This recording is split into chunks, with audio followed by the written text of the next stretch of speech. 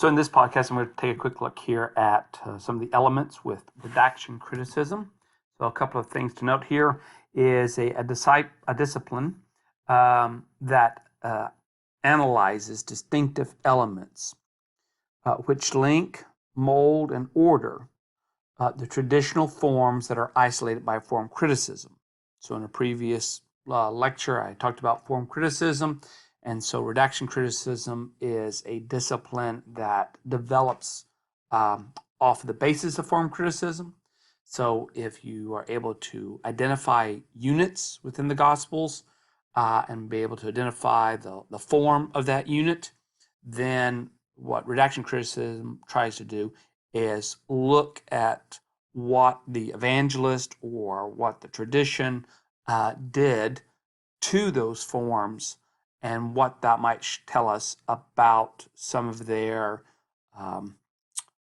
unique theologies, what it might say about particular issues that are of concern to them. And they try to define the concerns of the Christian community that motivated the shaping process and the intentions of the redactors. So when we say redactors, we're talking primarily, whoever the author of Matthew is, the author of Luke is, and with John and even Mark. So what can we tell about how they have edited and arranged and worked on the materials that came to them? So this is the assumption that the gospel authors are not simply people who have traditional materials about Jesus and just stick them, willy-nilly without any thought one after the other, but that they are interacting with these materials and structuring them in such a way to communicate meaning for their audience. So some examples of early redaction critics. Well, Hans Conzelmann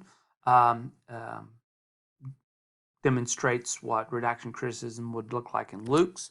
Gunther Borcham is a good example of what happens in Matthew Gospel.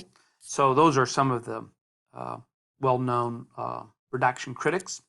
William Markson's work on Mark is another example. The general tendencies of the discipline. Well, most redaction critics assume the two-source hypothesis. So they assume a Mark and a Q, and that Matthew and Luke have access to Mark and Q. When redactional elements seem to stand in tension with each other, the tendency is to assign them to different redactors. So in other words, what they're claiming, what redaction critics is, they think that they can identify how one particular form has redacted, and if it looks like the same thing isn't happening with a similar form, or that something has been redacted that conveys an idea or a thought that's somehow or another in tension with how other materials are redacted, then they're looking at multiple redactors. But it is possible for the same author to be responsible for even material that actually does conflict. So, we could have an author that has this material and can be responsible for materials that actually have tensions within them. So that they're not discounting that. Redactors are assumed to be addressing the needs of their community. So this is typically a major theme amongst many gospel scholars, that there are these communities that our gospel authors are writing for. This theory has recently come under attack by the work of Richard Balcom and others, claiming that the Gospels were kind of written for all people, and so that there has been too much emphasis on imagining this community and trying to find within the Gospels things that would relate specifically to a community. This activity is oftentimes known as mirror reading, and Balcom raises some important objections, and we should be careful about overemphasizing material that is in the Gospels and trying to be able to say that we can reconstruct issues of a community based upon what we see as unique elements within a particular Gospel. However, to claim that a author or the Gospel author might not be aware or might not have in mind a particular community for their Gospel, at least seems to me to be maybe saying too much. I can agree that especially people like Matthew and Luke who have Mark, they have gotten a hold of Mark, so therefore they know that Mark has circulated, so that they may have a desire for their Gospels to circulate to others besides maybe an initial community. So yes, we should broaden the view of who these authors are writing for, but I don't think we have to dispense with the idea that there may have been at least a particular community that they have in mind that they want to address as they're writing. So maybe an example of what you can see happening with redaction criticism. You can take a look at Matthew 13 and see some of the unique things that are in Matthew. We see a citation of Psalm 78:2 as the fulfillment of prophecy. We see the element that Jesus is in the house, where a house, like a church, is a place in which belief, teaching, and understanding occur. Kingsbury, a scholar by the name of William Kingsbury, thinks the parable of the scribe of the kingdom also comes from the redactor. This is unique in Matthew's gospel because it forms what we call an inclusio with verse 36 on the theme of understanding, so that the author of this unit, or the redactor of this unit, thought that you could create these kind of bookends. And so he added the parable of the scribe of the kingdom in order to create these kind of bookends. It also presents the disciples as understanding, which, as Matthew is maybe working with Mark's gospel, a common feature in Mark's gospel is how much the disciples misunderstand. And so Matthew may be reacting to this presentation of the disciples as just people who constantly misunderstand, but also wanting to see them as having the ability to understand. It stands in tension with Matthew 23:34, ideas of scribes as a distinct group in the church. So where this may be the idea that all people, all disciples can be scribes. Matthew 23:34, we definitely have a particular group of people in the church are scribes.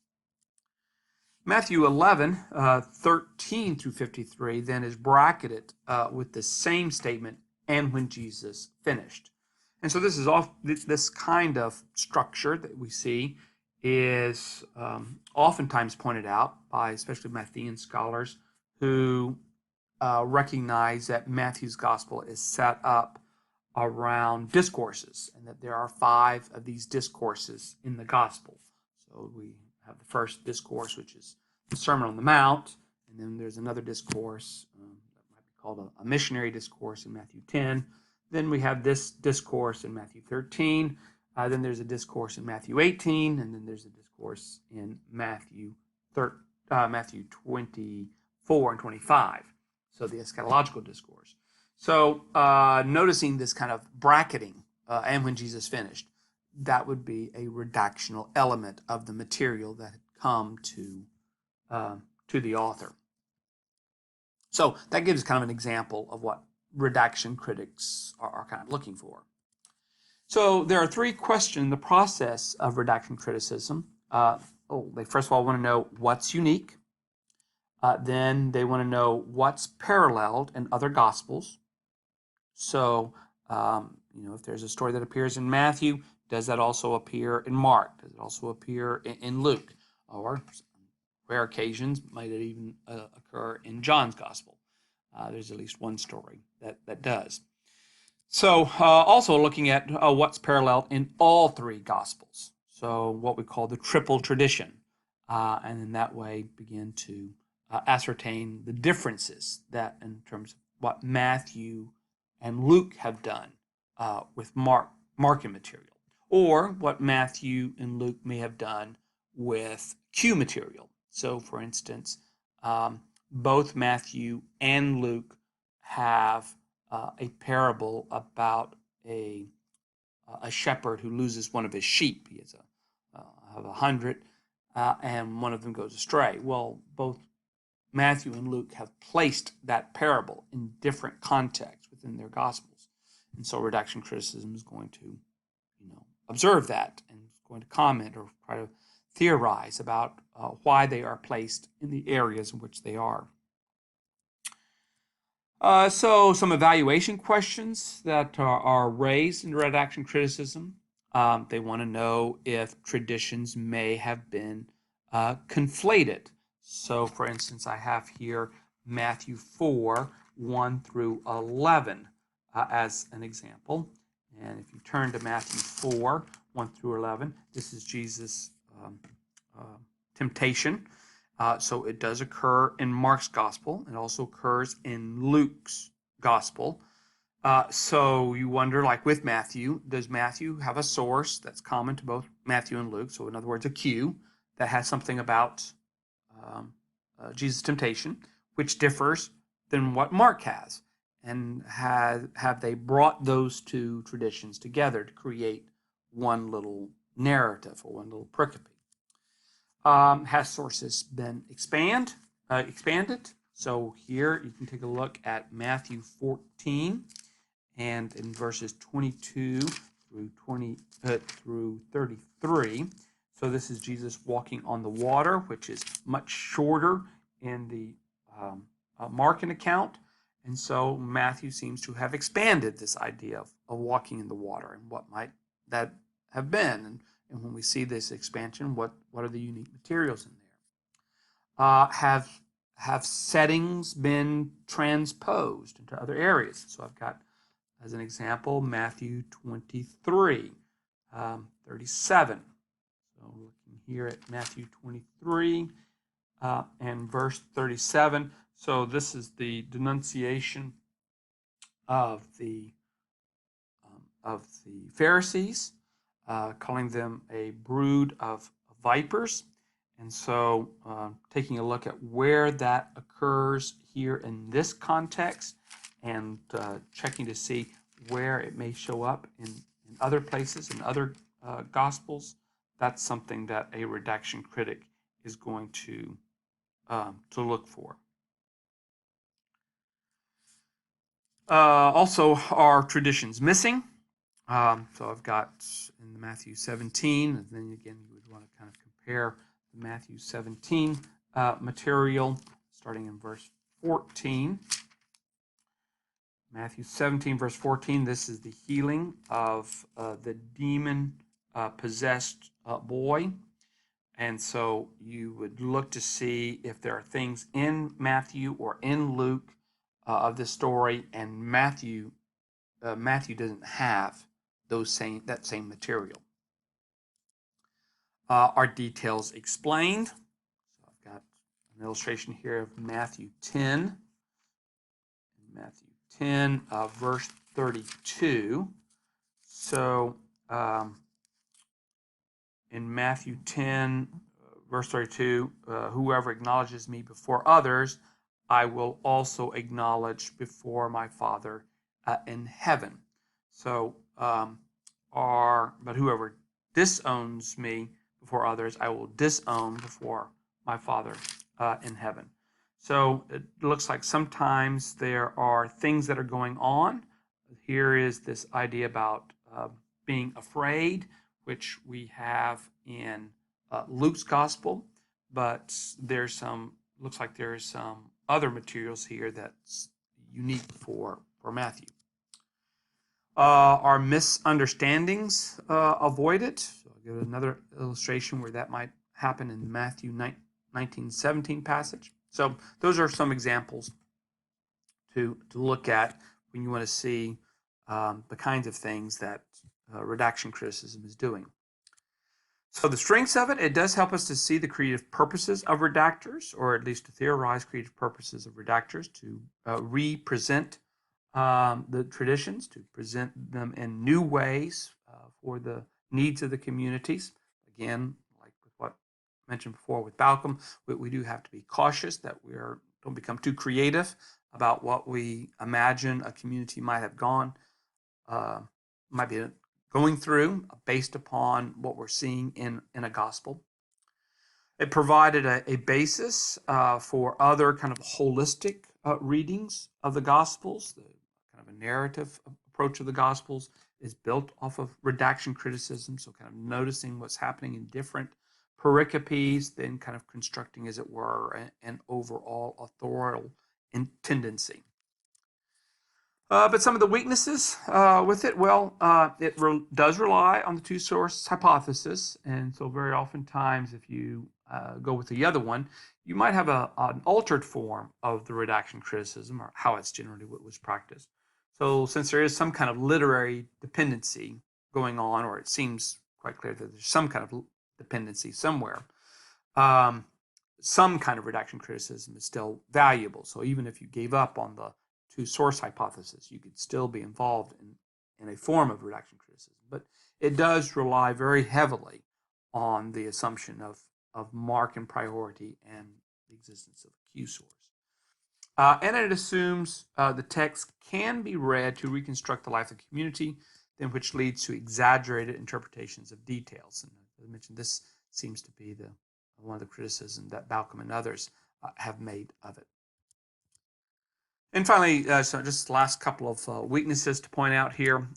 Texts are read oftentimes with entrenched assumptions. So once a scholar becomes to think that they can detect what a author is doing or how an author thinks, or their theology or their redactional tendencies, they then become very resistant to other possible interpretations that are offered for particular pericopes that might stand in tension to what it is that they believe about the author. And so that entrenched position, not being willing to hear the possibility of a more plausible reading of a particular pericope, is a weakness. And the text may have the words of the author, but not necessarily reflect his real intentions.